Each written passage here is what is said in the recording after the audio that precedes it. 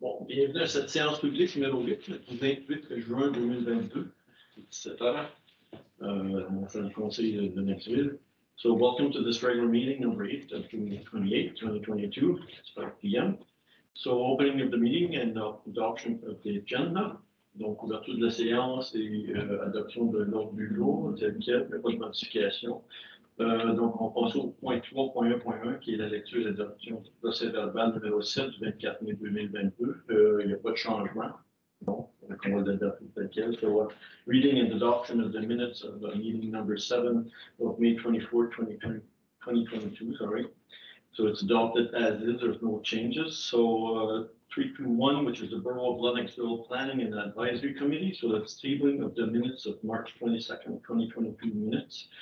So in April 26, 2022. Donc le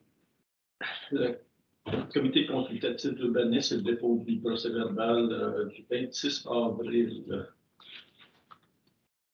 Il y a une petite erreur aussi. En anglais, on a 22 mars puis 26 avril. C'est le 26 avril. Et puis en français, on l'a pas. Donc, on passe au point numéro 4 qui est la période des questions. So number 4 is our question period. So I would ask you to name your name and your street name and then your question. So each your turn. Donc, vous allez vous lever, donner votre nom, puis poser votre question. Donnez votre nom de rue pour savoir dans quel secteur que vous venez. Puis poser vos questions. C'est le temps. Vous se lever les mains, il n'y a pas de... C'est qui casse la glace? Who's breaking the ice? Allez-y, monsieur. Donnez votre nom et votre numéro 2. Le nom de la voiture. So my name is Adam Langlow. I live on Gamma Street in Lennoxville. I'm here today actually with a couple of questions if we have time to cover them. With regard to actually building on the letter that I left with the council members yesterday, which included the signature of over 50 residents from the Viewpoint region, asking for help to find a solution to the problems of vandalism that we are having in our community park. So if I may just read the questions, many of them are yes, no questions, which I then have a rebuttal depending on your answers. So the first question that I would like to know is just in general, is it common practice for the Ville de Sherbrooke to encourage the use of tobacco and cannabis products by allowing the construction of smoking areas by a third party on city property? You want to hold your questions and we'll answer them? If that's how you would rather go. Yeah. So the next question is it common practice for the Ville de Sherbrooke to allow the construction of a smoking area that is accessible and heavily used by minors, specifically a smoking area that is located at a school? Third question is when the city of Sherbrooke does allow the construction of a smoking area on its land, does it first consult the Sherbrooke fire inspector to ensure that the location is safe to be used as a smoking area? Specifically, if that location happens to be within a wooded area or forest.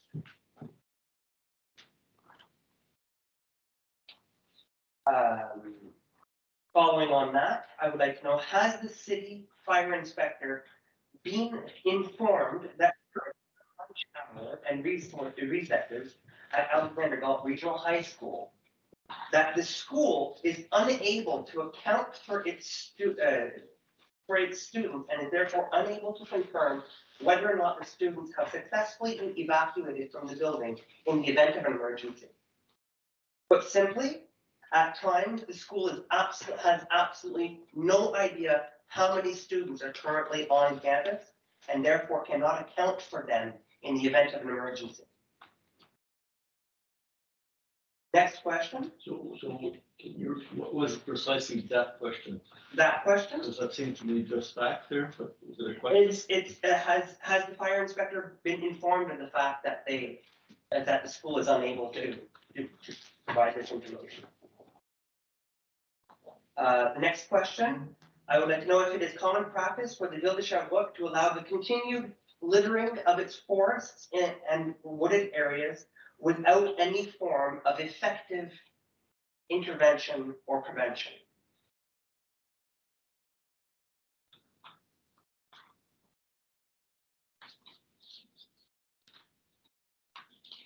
I would also like to know if it is common practice for the Ville de Sherbrooke to allow the continued vandalism and destruction of city property in its parks with no effective form of prevention or intervention. Furthermore, is it the Ville de Sherbrooke's policy to use taxpayers' money to pay for damages done to parks without making any attempt to hold those responsible for the damages accountable for their actions?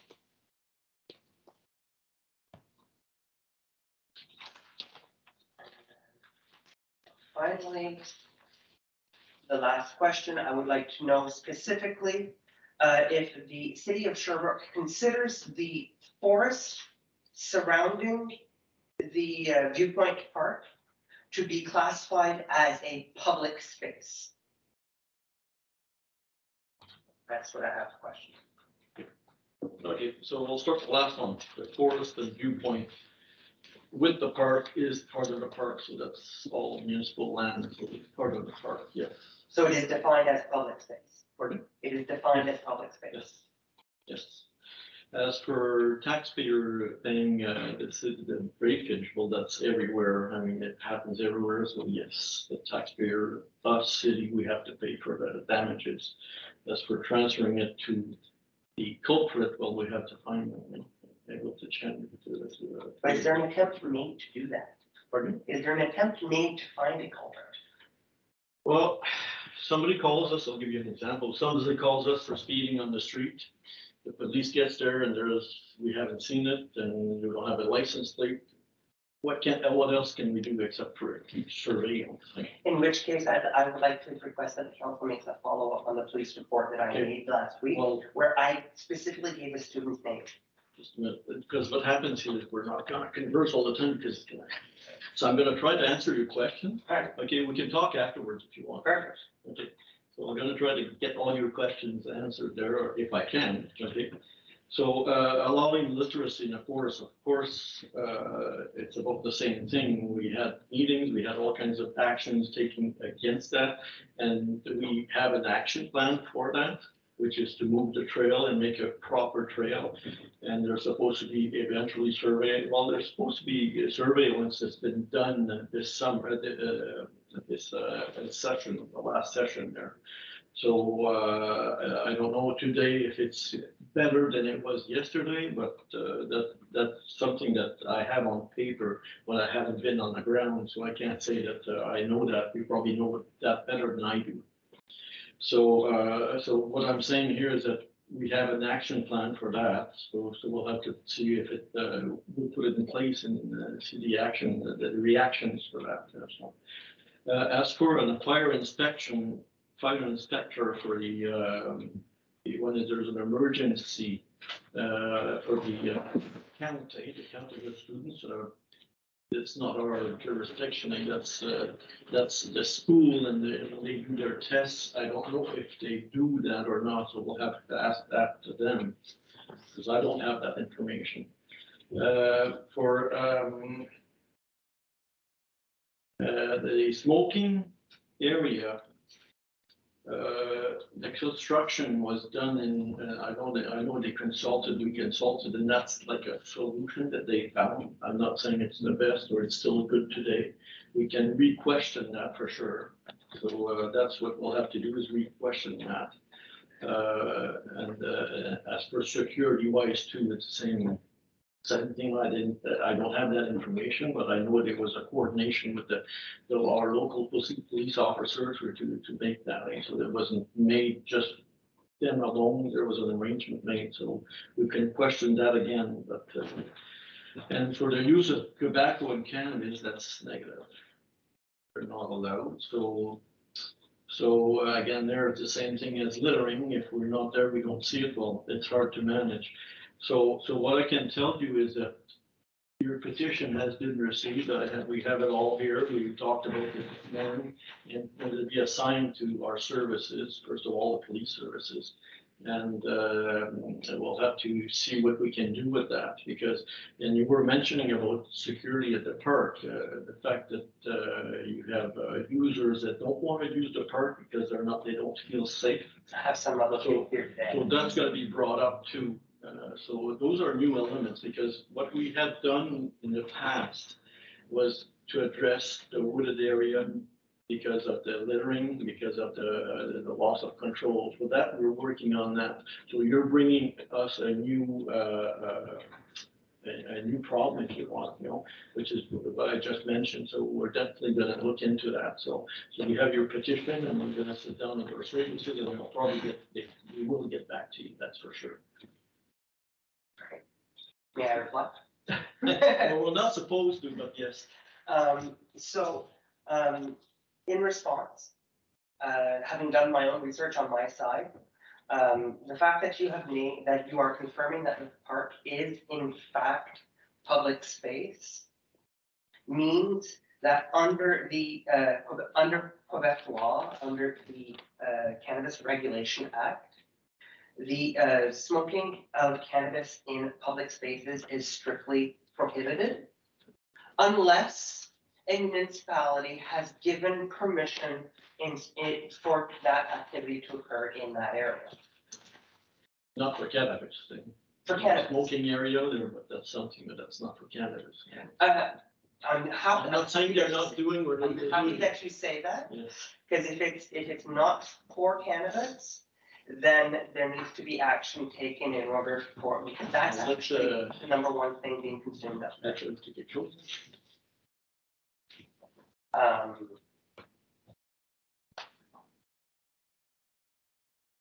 C'est pas un arrangement avec la municipalité.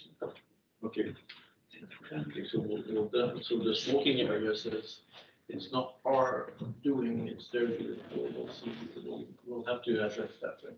Wait, I'm sorry, The what do you mean? smoking area? Yes. Permitted, yeah, that's not us, it's not us. Apparently they made that. They made that, who's they?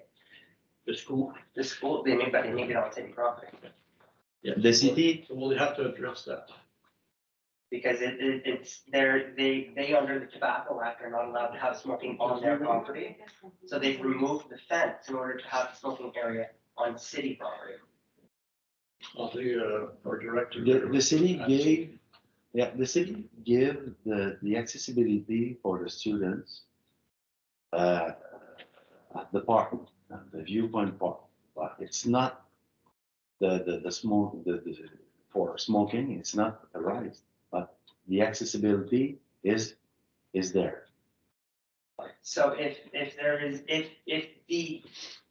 that area is not designed, if that access was not opened up by the city to be used as a smoking area, why is it referred to by Alexander Galt itself as the smoking corner? Well, we'll get that question for you. We don't have the answer right now, but we will get the answer for you.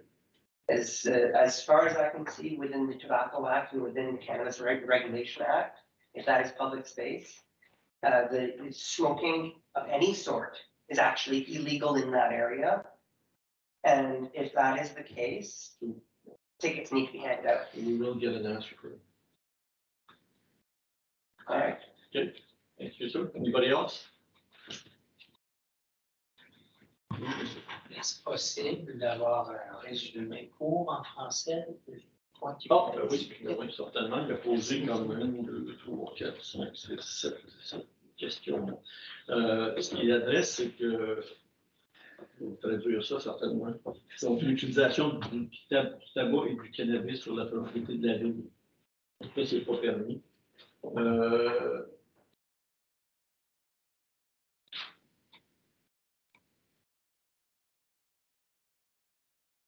Puis il a demandé, lorsqu'il y avait des drills de feu en français, des pratiques d'incendie au campus, s'il y avait un décompte qui était fait des étudiants. Parce que pour savoir s'il y a du contrôle sur les entrées et les sorties des étudiants, bon, ça, je n'ai pas la réponse à ça. Puis il a demandé s'il y avait un inspecteur qui passait pour vérifier, voir si le boisier était sécure. Donc, on va lui obtenir une réponse pour ça. Je pense pas, là, mais parce que c'est le policier qui était là. Donc, il a demandé si les étudiants avaient le droit de jeter des poubelles dans le bois. Évidemment, non. Comme j'ai expliqué, c'est qu'il faut être capable de voir c'est qui pour être capable de les contrôler. Donc, mais par contre, il y a des travaux qui ont été faits. C'est que je regardais les correspondances qu'on avait avec Alexandre Gord, puis notre policier de quartier. Puis, il y a quelque chose qui est fait dans cette direction-là au point de vue surveillance. Il y a une surveillance qui est supposée être, je ne sais pas si c'est fait à 100% ou non, mais il y a une surveillance qui est supposée être faite. Le vandalisme, la prévention au vandalisme, ben ça, c'est comme j'expliquais tantôt, si quelqu'un nous appelle, il y a quelqu'un qui fait de la vitesse sur le chemin, s'il est plus long, on ne peut pas savoir c'est qui. Donc, c'est un petit peu la même chose pour déclarer le vandalisme, il faudra savoir c'est qui pour être capable. Et en même temps, il a posé la question qui paye pour ça, bien oui, c'est la ville et le payeur de taxes, c'est certain. Puis il a demandé, la dernière question qu'elle a demandé, c'est si la forêt était un lieu public. J'ai dit oui, c'est fait partie du parc. La partie forêt jusqu'à la forêt. Comme combien? Ok, merci. J'ai une question complémentaire. Peux-tu donner ton nom pour l'enregistrer? Oui, bien sûr. Jean-Claude Léjeune, j'habite sur la rue de l'Habitat, alors dans le secteur Fairview. Alors, j'ai eu vent qu'il y avait du vandalisme depuis plusieurs années, au moins depuis plusieurs mois. Alors, c'est sûr, c'est un secteur tranquille. Alors, c'est ça me va toujours. Alors, j'espère qu'il va y avoir un suivi. En fait, c'est la partie que j'ai ajoutée. Il n'a pas posé cette question-là, mais c'est la partie qu'il a ajoutée. C'est dans le sens que les gens ont maintenant peur d'utiliser le parc. Oui, ça, c'est pas normal. Donc, c'est certain que ça, on va l'adresser. Et j'avais une question maintenant. Oui, allez-y. Je n'ai pas besoin de m'en nommer. Non, c'est pas. OK. La semaine dernière, je me suis permis, j'ai pris l'initiative d'inviter M. Lionel Gélina à venir visiter le campus de Bishop. M. Bernier, vous avez dit? M. Gélina, Lionel Gélina, concernant le dossier de piste cyclable en reliant le district de Fairview à Lennoxville. Alors, j'ai été personnellement impressionné de voir qu'il y avait un grand nombre de travaux dans l'entreprise. Alors, j'ai présumé, à tort peut-être, je ne sais pas, mais ça va être ma question. Est-ce qu'on pourrait avoir connaissance de l'entente qu'il y a eu avec Bichet? Est-ce qu'on n'en a pas eu vent et les travaux sont presque sur le point de se terminer? Voilà oui, la question. je peux vous répondre, c'est bien. Je vais aller voir ça, puis c'est assez impressionnant, oui. Puis, excusez-moi, je vais te mettre alors là.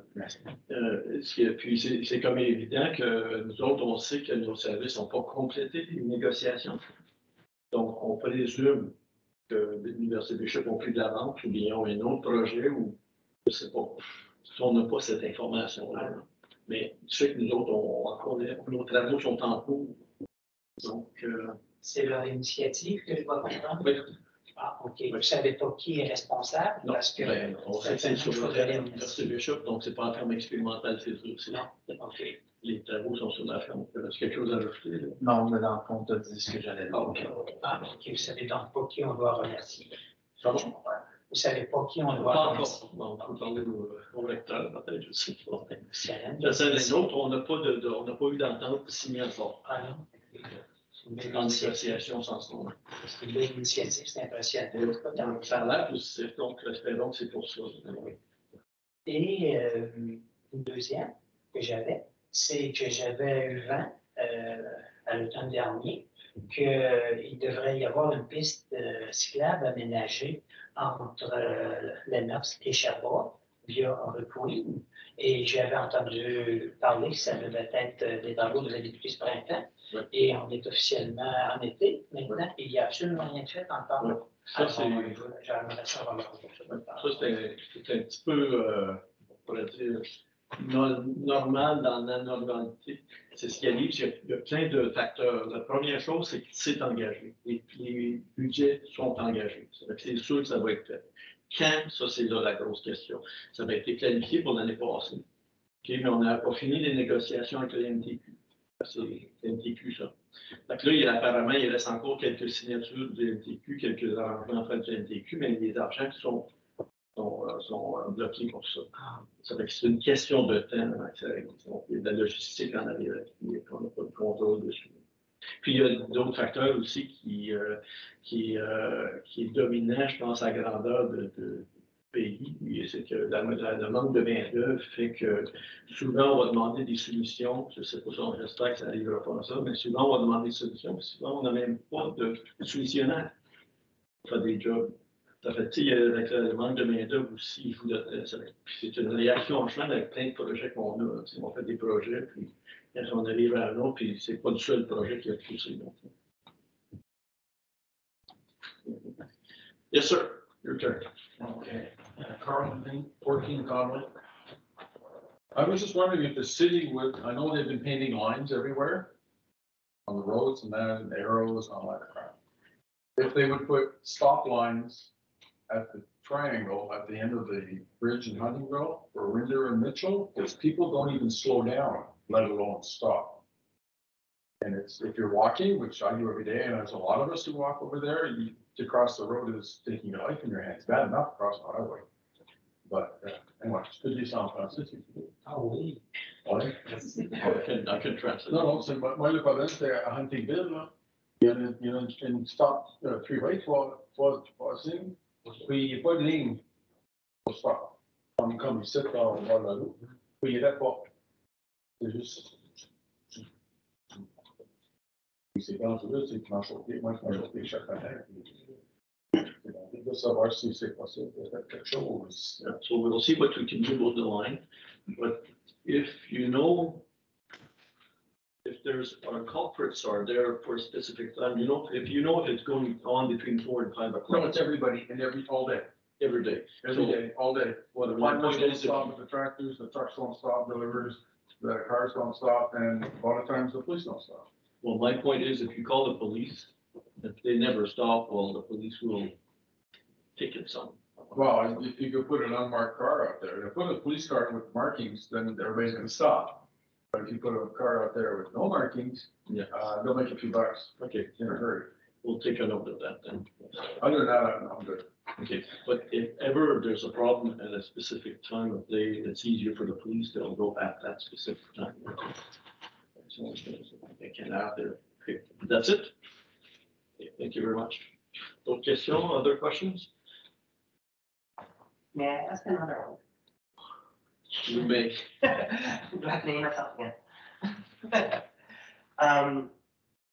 So just, I'm thinking after what we've discussed, I would like to know if the city would consider the possibility of demanding that the fence be reclosed if there is in fact misuse and abuse of the city property being committed by the students at the school. We've been asked that question before, and the problem is that the fence is on their property, not ours. But the city has enough money and enough taxpayers to put in their own fence. Repeat that. The city has the means to put in their own fence. Oh, we could put our own fence, but we can't fence a park with that. You're fencing for In it. other words, we can't deny access to users because they are users. That's a problem.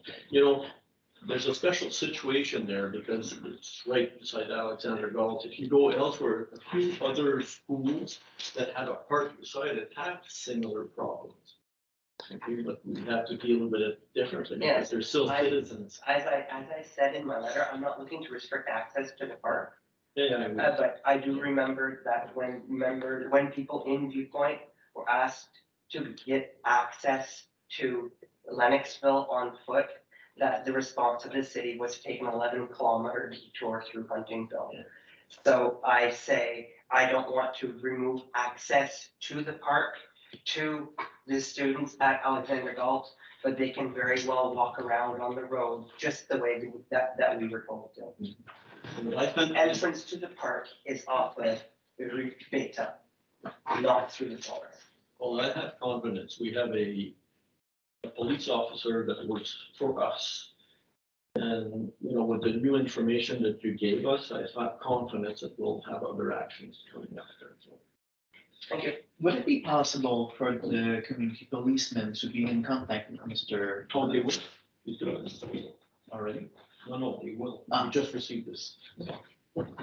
He will get in contact with him. Yes. Okay. Okay. Thank you very much. No, but we haven't touched the time today. Proceed with our meeting now.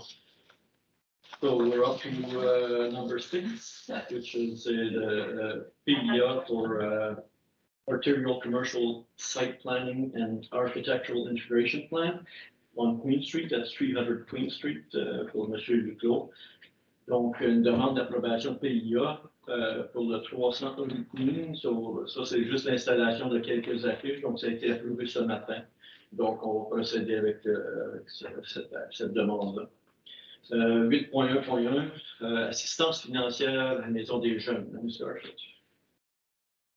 There used to be a committee in town called Tags and Graffiti, but since the change of governance, the $12,000 is now being shared by the Maison des Jeunes in Sherbrooke. So the Lennoxville Youth Center will be getting $1,500 for the Tags and Graffiti project. Anciennement, il y avait une comité à Sherbrooke, Tags and Graffiti. C'était pour dépenser de l'argent, donc le Centre des Jeunes à Lennoxville va recevoir $1,500 pour le projet. Merci beaucoup. Thank you. So we'll move on to number 13, messages from the Borough Council members. Et, j'aimerais remercier tout le monde qui ont participé à la journée de l'amitié. C'était un grand succès cette année, après 2 ans, sans avoir lieu. Faites attention cet été. I'd like to thank everyone who participated and volunteered for Friendship Day. It was very nice to be back out with everybody. Faites attention cet été aux activités sur les chemins et rues. There are common at Sherbrooke. There's going to be a lot of road work in town this summer. So just be careful, slow down. Il y aura des activités au Square Queen cet été. Just suivez les sites sur Facebook. Il y a Explore Lennox and Square Queen pour les annonces. The different activities at Square Queen this summer will be announced on Facebook on Explore Lennox or Square Queen. There's a new vernissage at Uplands for Sarah Peck Colby and Alan Garish, just until the end of August. L'exposition à Uplands maintenant, c'est de Sarah Peck Colby et Alan Garish. Et ça va être là jusqu'au fin août. Et juste pour ton information, si tu es capable d'aller sur le site de la ville de Sherbrooke, il y a des cartes interactives. Pour la sécurité publique, tu peux aller voir combien de vols ou accidents totaux il y avait dans ton secteur. Ou pour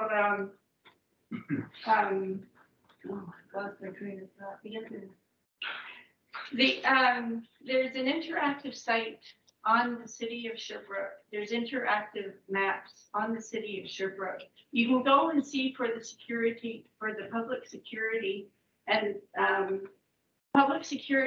road work. So you can see where the road work is, when it's supposed to start, when it's supposed to finish, and even for public security. You can go onto your neighborhood, onto your street, see how many robberies there's been or car accidents, or it's really cool.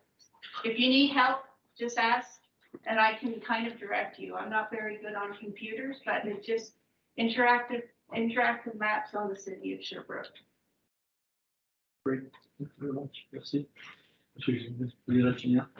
So another edition of what I call congratulations in the South, because as you know, we're south of Sherbrooke.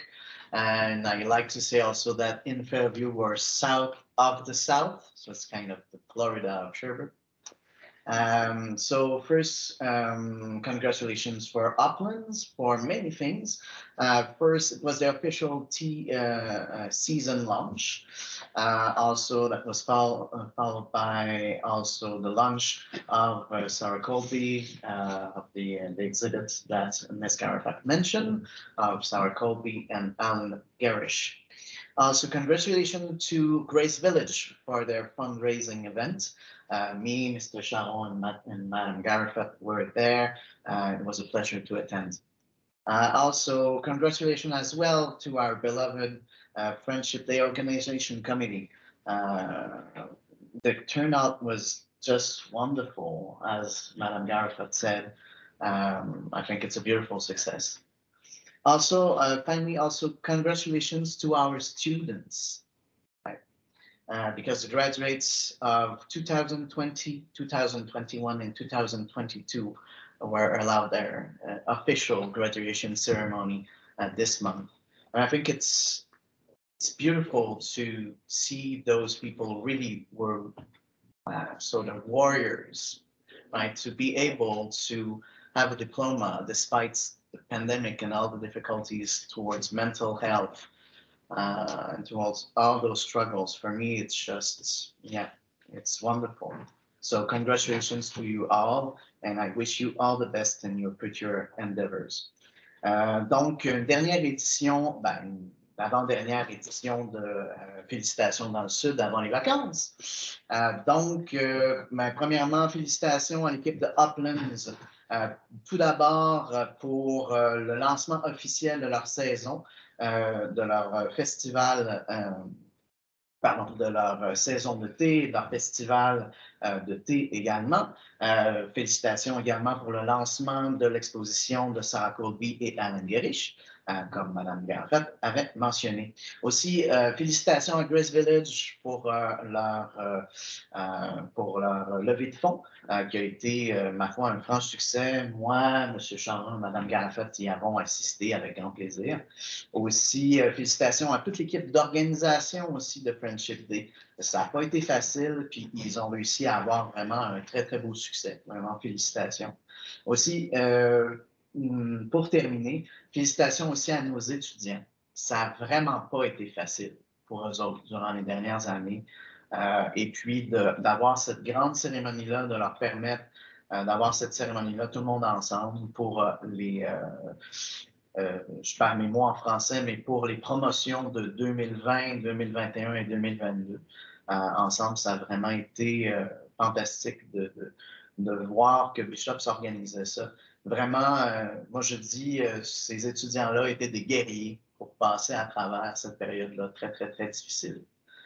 Donc, encore une fois, félicitations, puis on vous souhaite tout le meilleur dans vos entreprises futures. Merci. J'ai quelques petits messages. On a la bourse d'études de l'Université Bishop qui a été donnée cette année à M. Paul Courtemanche en musique, en honneur de musique. So the Borough of Lennoxville Scholarship has given the bishops now to M. Paul Schultz Courtemanche to be in music honors this year. So that's one of the good things. Another note, on another sadder note, we're mourning the loss of one of our Lennoxville firefighters, Mr. John Nichols, who died this past May. Here's a little background on him. So in 1933, the John Nichols Memorial Trophy, and that's John's grandfather actually, was presented to the Lennoxville Curling Club by the Nicholl family for the top team at the first annual Lennoxville Men's Bonspiel. So this trophy has been continuously played for and supported by the Nicholl family since. The Nicholl family were prominent agriculture farmers in the area, and for many decades they operated the Nichols Butcher Shop in downtown Lennoxville. I don't know if you're old enough to remember this, but Mr. Nicholl became the Lennoxville volunteer firefighter in '62 and became the fire chief in 1967. He retired in 2002 after 40 years of service with 35 as a fire chief. So Mr. Nichols introduced the first firefighting course to our local firefighters. One of the first instructor he had was Mr. Jacques Gagnon, who later became fire chief in Sherbrooke. Mr. Nicol received the 125th anniversary Confederation Medal in 1992 for making significant contribution to the fellow citizens, which was given to him by Jean Charest at the Granada Theatre. He also received the second medal for complimentary services and distinguished services in Lennoxville. So my condolences to the family. Donc, je souhaite souligner la perte d'un de nos pompiers volontaires de Lennoxville, M. John Nicol, décédé en mai dernier. Un petit peu d'historique. En 1933, le trophée John Nicol, grand-père de John, a été remis au club de curling de Lennoxville par la famille Nicol pour la meilleure équipe lors du premier bonspiel masculin de Lennoxville. Ce trophée est soutenu par la famille Nicol depuis et encore joué aujourd'hui. La famille Nicol était d'importants agriculteurs de la région et pendant de nombreuses décennies, ils ont exploité la boucherie Nicol au centre-ville de Lennoxville. Monsieur Nicol est devenu pompier volontaire de Lennoxville en 1962 et chef pompier en 1967. Il a pris sa retraite en 2002 après 40 ans de service, dont 35 ans comme chef pompier. M. Nicol a présenté les premiers cours de lutte contre les incendies au pompier de Lennoxville. L'un des premiers instructeurs que nous avons eu était M. Jacques Gagnon, qui est devenu un peu plus tard le chef pompier de Sherbrooke. M. Nicol a reçu la médaille du 125e anniversaire de la Confédération en 1992 pour sa contribution significative à ses citoyens, qui lui a été remis par Jean Charest au Théâtre Canada. Il a également reçu une deuxième médaille pour les services complémentaires et services distingués à Lennoxville. Donc, mes condoléances à la famille. Merci. So this brings us to the end of our meeting, so à la fin de notre réunion, donc adjournment it is, so donc merci beaucoup de votre présence. Bonne journée.